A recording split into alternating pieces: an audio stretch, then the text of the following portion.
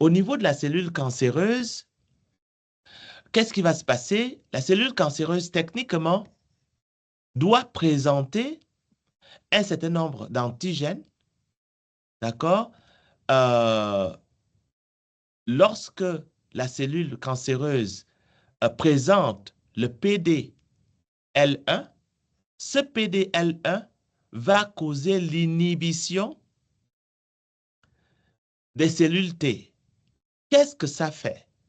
Ce que ça fait, c'est que la cellule cancéreuse, en causant l'inhibition des cellules T, va faire en sorte que la cellule T ne vienne pas tuer la cellule cancéreuse, n'est-ce pas? Vous me suivez? Oui, monsieur. Et en empêchant à la cellule T de proliférer et de venir tuer la cellule cancéreuse, eh bien, ce qui va se passer, c'est que la cellule cancéreuse va se multiplier, va proliférer. Donc, ça, c'est dans le cadre normal. Maintenant, grâce aux checkpoint inhibitors, qu'est-ce qu'on va faire? On va maintenant cibler tous ces éléments dont je viens de parler, y compris le PDL1, parce que le PDL1 inhibe l'activation des cellules T. Donc, on va utiliser la tezolizumab, qui est en fait monoclonal antibody, ok, un monoclonal antibody. Un autre qui s'appelle avelumab, avelumab, qui est un autre anticorps monoclonal. Et un autre, je ne vais pas vous déranger avec les noms. Je ne vais pas vous demander quel anticorps monoclonal cible quel, euh, quel marqueur. Par contre, ce que je veux que vous sachiez, et c'est ça avec quoi je vais vous embêter et vous tester dessus, c'est quelles sont les cibles de ces inhibiteurs. Eh bien, les cibles de ces inhibiteurs peuvent être PDL1, d'accord? Vous le voyez ici. Les cibles peuvent être PD1, vous le voyez ici, d'accord? La cible peut être CTLA4, ok? Vous le voyez ici, ok? La cible peut être aussi, non, elle ne peut pas être PD8, elle ne peut pas être CD28, ok? La cible ne peut pas être CD28. Pourquoi? Parce que CD28 stimule la prolifération des cellules T. OK, vous me suivez? Donc, vous devez connaître les cibles des anticorps monoclonaux qui vont causer une inhibition de la prolifération, enfin, qui vont contrôler la prolifération ou non des lymphocytes T. Vous me suivez? Ce principe-là, je voudrais que vous le reteniez et je voudrais que vous sachiez que c'est grâce aux anticorps monoclonaux que c'est possible. Alors, je vais revenir en arrière. J'avais dit un peu plus tôt dans ce cours que la cellule cancéreuse n'est pas très différente des cellules normales du corps, des cellules saines. Et qu'en réalité, c'est leur mauvais comportement qui fait de ces cellules un problème. Alors, vous voyez que dans le cadre de la lutte contre le cancer et en utilisant les checkpoint inhibitors, il n'y a rien ici qui ne fait pas partie de des marqueurs normaux qu'on trouve dans le corps. D'accord? Les CTLA4 sont normalement trouvés à la surface des cellules. Les CD28 sont normalement trouvés à la surface des cellules. Les PD1 sont trouvés à la surface des cellules. Quoi d'autre? enfin, les PDL1 sont également trouvés à la surface des cellules. D'accord? Sauf que là, on va voir quelle proportion, et c'est cette proportion-là qui va faire la différence et qui va nous permettre de déterminer un traitement à suivre. Alors, ensuite, nous allons parler des récepteurs chimériques. Ces récepteurs chimériques qu'on va retrouver à la surface des cellules T. OK? Euh, En anglais, on dira chimeric antigen receptor. OK? Chimeric antigen receptor. En français, c'est les récepteurs, les cellules T avec des récepteurs chimériques d'antigènes. Voilà. OK?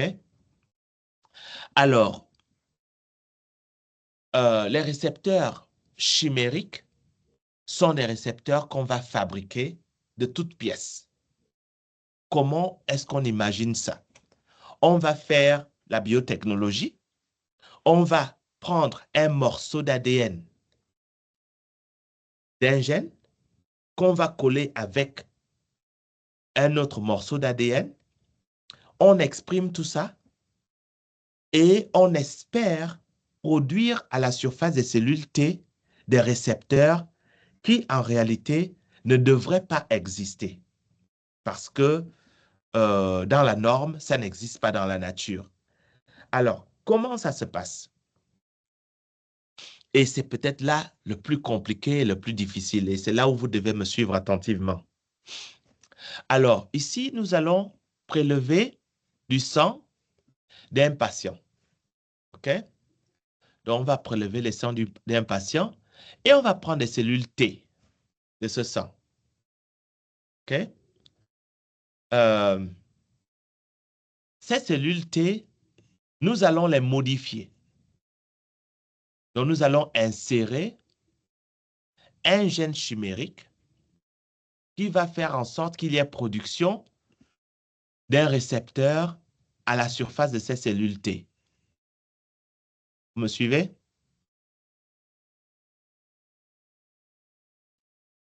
Oui. OK? Donc, la question que vous devez vous poser, c'est comment est-ce qu'on fait sur un plan biotechnologique pour, en fait, euh, causer une combinaison entre deux fragments d'ADN d'origine différente et comment est-ce qu'on fait pour insérer cette construction dans la cellule T? Ça, c'est la question que vous devez vous poser. Comment on fait ça? Maintenant, on va avancer.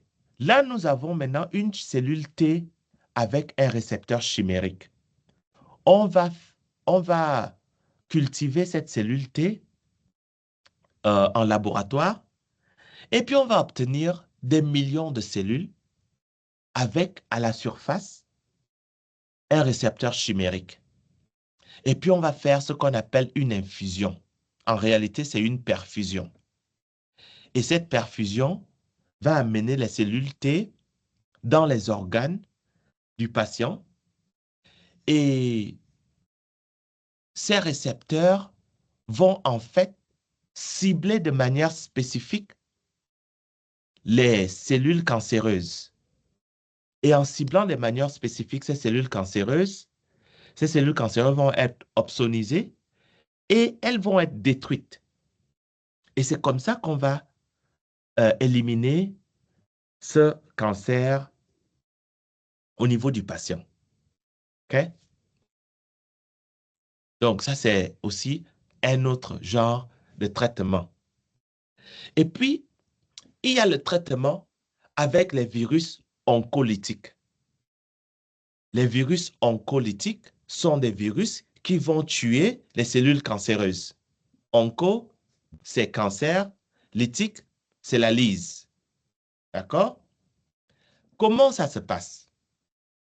Donc, nous avons un virus oncolytique euh, qu'on va, euh, qui, qui va infester une cellule cancéreuse, ce virus va se multiplier dans la cellule cancéreuse et causer la destruction de la cellule cancéreuse. OK? Et une fois que ce virus a détruit la cellule cancéreuse, ce virus va aller infecter une autre cellule cancéreuse et détruire cette cellule cancéreuse-là. Et donc, à la fin de la journée, grâce à un virus lytique, on peut en fait détruire le cancer. Mais il faut que le virus reconnaisse de manière spécifique la cellule cancéreuse et ne jamais reconnaître la cellule saine. Ça, c'est le défi. OK? Et ici, nous avons le même concept. Donc, ça, c'est d'abord le mécanisme de base. OK? Ici, je parle de la même chose, mais ça explique ici pourquoi la cellule saine ne va pas mourir alors que la cellule cancéreuse va être détruite. OK? Donc, ça, c'est ce que cette diapositive vous montre. Donc, la cellule, le virus oncolytique peut infecter aussi bien les cellules saines, les cellules tumorales que les cellules saines. Lorsqu'elles infectent les cellules saines, eh bien, ce virus va être contrôlé, d'accord? Ce virus va être contrôlé et va être détruit et il n'y aura pas de prolifération du virus. Par contre, lorsque le virus va infecter la cellule tumorale, le virus va se multiplier dans la cellule tumorale, causer la mort de la cellule, et ensuite ça va aller dans une autre cellule, causer la mort de cette cellule tumorale-là aussi, et ainsi de suite. Donc, tant que le virus va voir les cellules tumorales, ce virus-là va pouvoir se multiplier et causer la mort, multiplier, causer la mort. Mais dès que les cellules cancéreuses seront complètement détruites, à ce moment-là, il n'y aura plus rien à tuer et le virus oncolytique va lui-même être détruit, juste comme vous voyez ici, lorsque les cellules saines sont infectées. Et puis, il y a le vaccin thérapeutique. Au niveau du vaccin thérapeutique, eh bien, comment ça se passe? Donc, nous avons un antigène qui est présenté par une cellule présentatrice d'antigène. OK? Donc, ça va causer une activation des cellules de l'immunité, d'accord? Les helper T cells, donc les CD4, et les cytotoxiques T cells, les CD8, OK? Les CD8 sont cytotoxiques, les CD4 sont là pour la modulation de la réponse immunitaire. OK? Donc, les cellules T vont migrer. OK? Quand les cellules T migrent, elles vont aller dans des régions du corps, y compris là où il y a la tumeur. Et quand elles arrivent là où il y a la tumeur, qu'est-ce qui va se passer? Il va y avoir reconnaissance des cellules cancéreuses par les cellules T. Et cette reconnaissance des cellules cancéreuses par les cellules T va causer en fait la mort des cellules cancéreuses. Et une fois que les cellules cancéreuses meurent, il va y avoir libération des antigènes.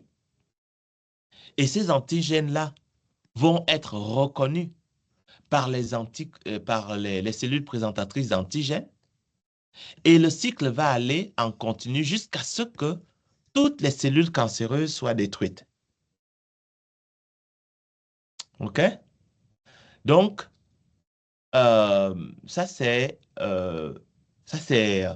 un exemple de vaccin thérapeutique où on injecte l'antigène et puis il va y avoir une cascade d'événements qui va causer la destruction des cellules cancéreuses.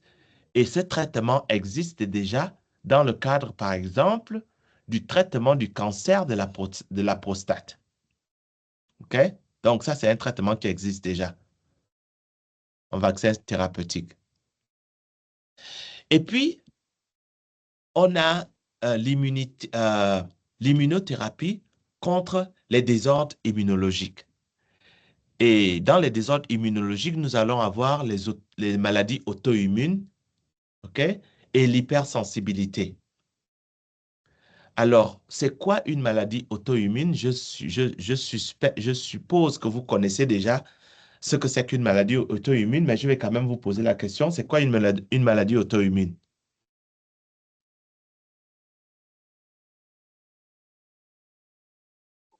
Monsieur, Oui, Et on peut dire qu'une maladie auto-immune est une maladie au cours de laquelle le système immunitaire détruit les cellules du soi. oui, absolument, absolument. c'est pas la même. Donnez-moi donnez-moi une minute. Attendez un peu. Yeah, come in. Okay, yeah.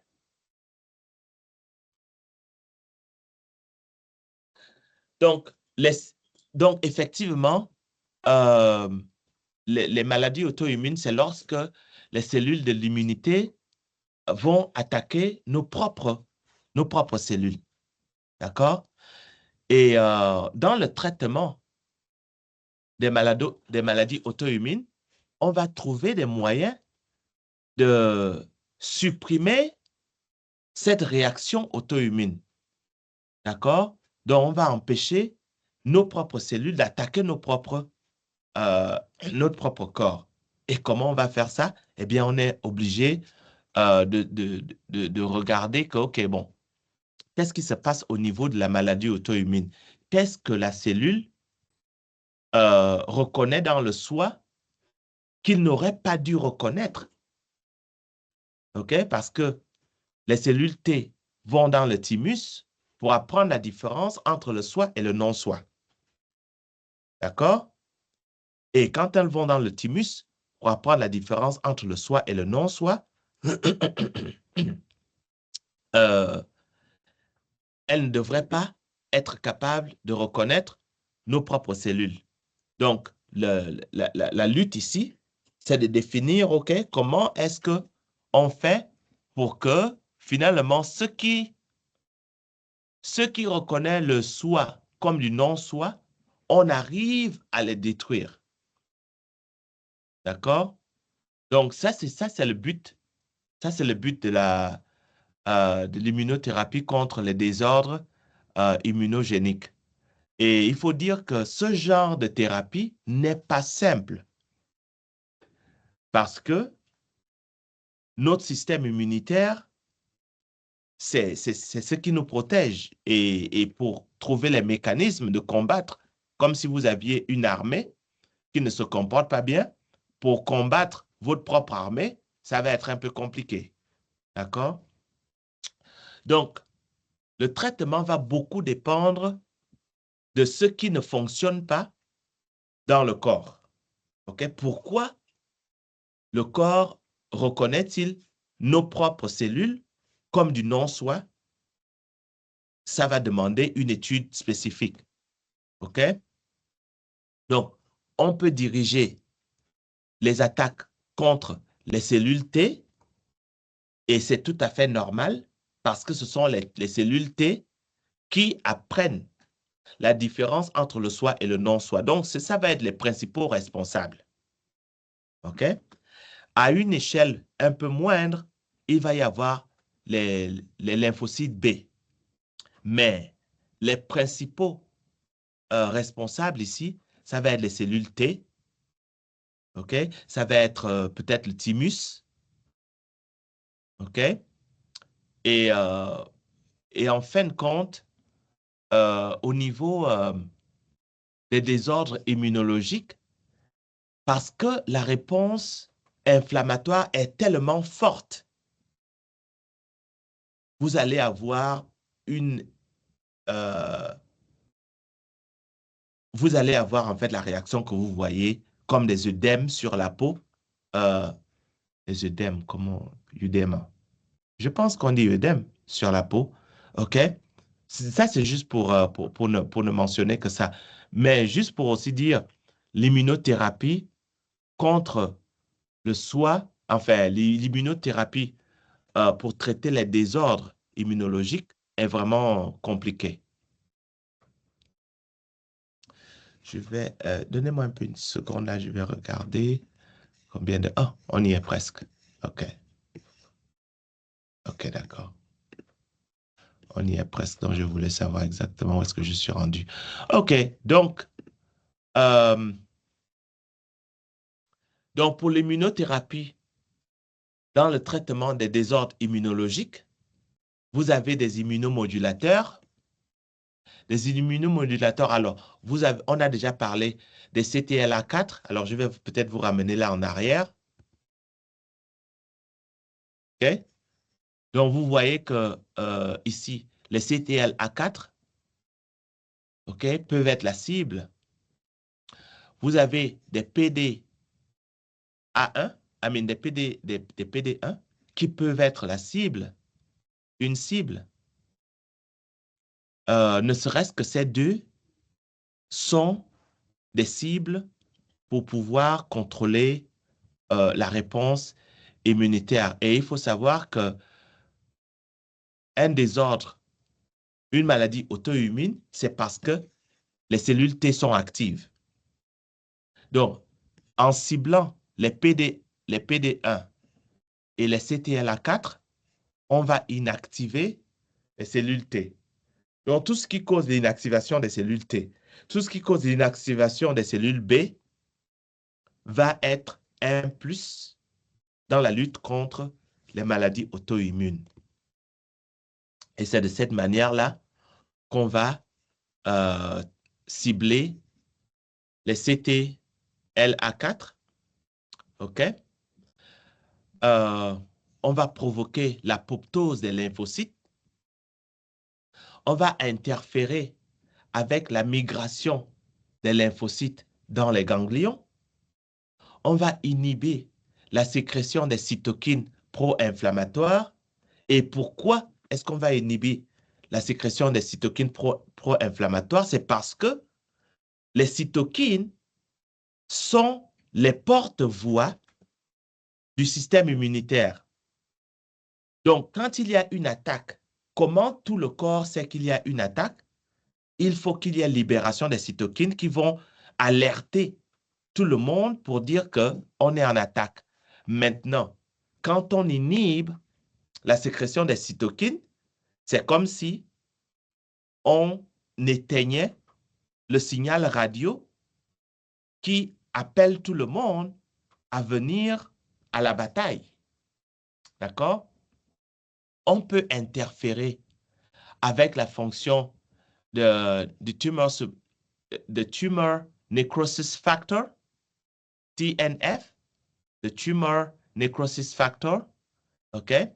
Qui sont aussi des cytokines pro-inflammatoires. Quelqu'un voulait dire quelque chose? Oui, monsieur. Monsieur, Oui. je me demandais, avec l'approche de l'apoptose des cellules T, ça ne va pas favoriser l'immunodépression chez le patient? Oui, absolument. Oui, oui.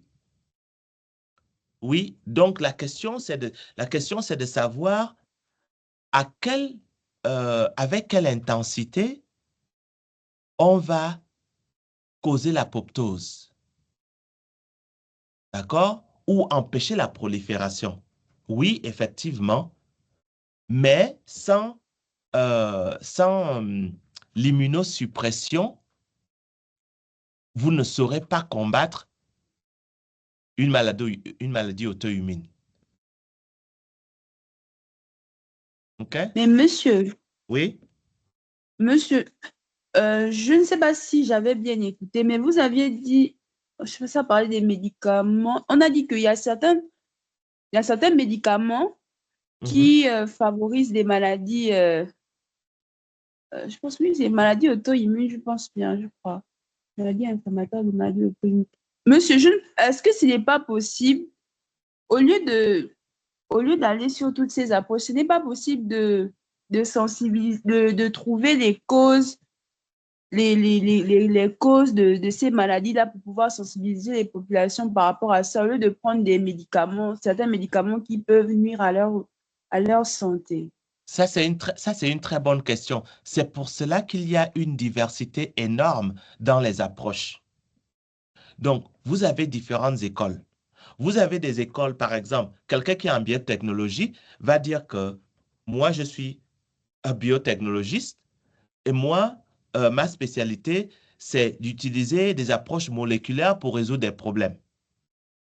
L'autre va dire, moi, c'est vrai, je vois tel problème, moi, je vais plutôt me mettre en santé publique parce que je veux éduquer les gens. OK? L'autre va dire, moi, je vais me mettre en biomédical parce que comprendre comment le système marche peut m'aider à fournir les informations au gars de la biotechnologie pour que lui, il fasse le travail de biotechnologie. Donc, en réalité, selon ce qu'on a comme... selon ce qui nous...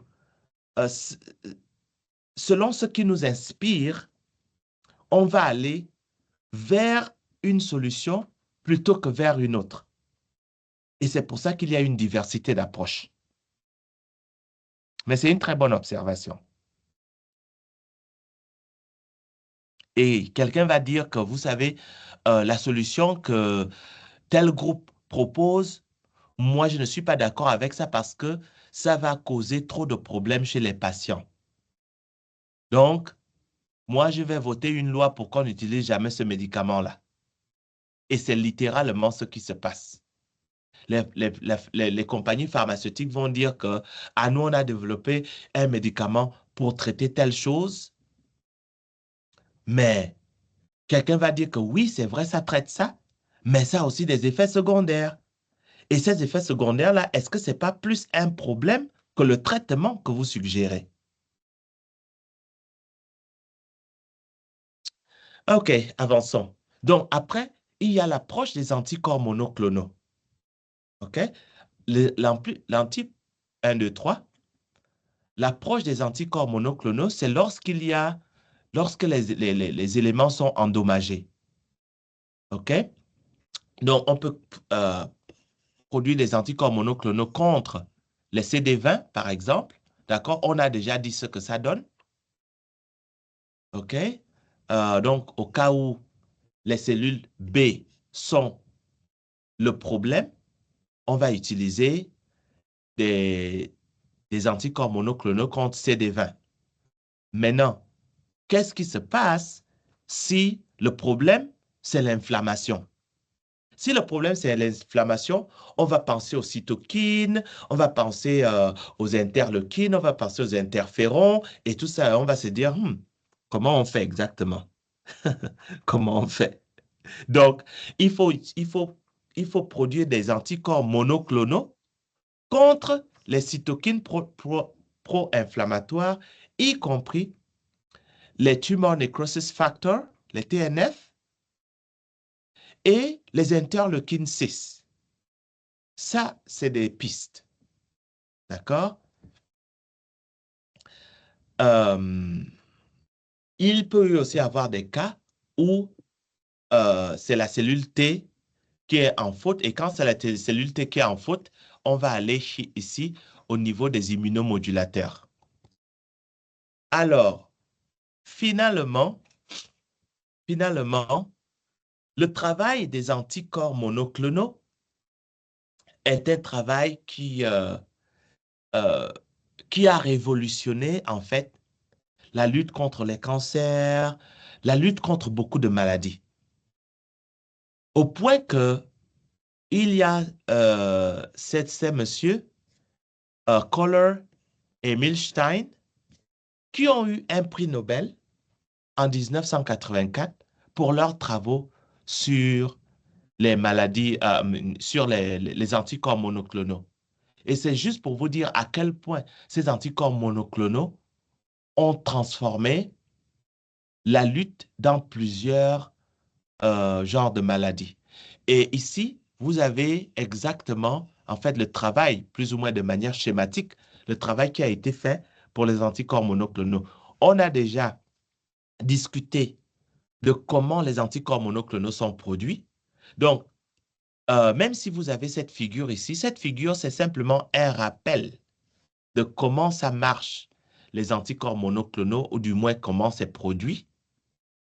Donc, je voulais aussi mettre cette figure ici parce que sur un plan graphique, vous allez voir les B-cell receptors qui sont bien montrés comment c'est différent les uns des autres. Vous voyez que les B-cell receptors sur cette cellule sont différents des B-cell receptors sur cette cellule, différents des B-cell receptors sur cette cellule et sur cette cellule. D'accord? Donc, en fait, vous avez, si on devait purifier les anticorps ici, on aurait des anticorps polyclonaux. Mais ce n'est pas ce qui nous intéresse ici.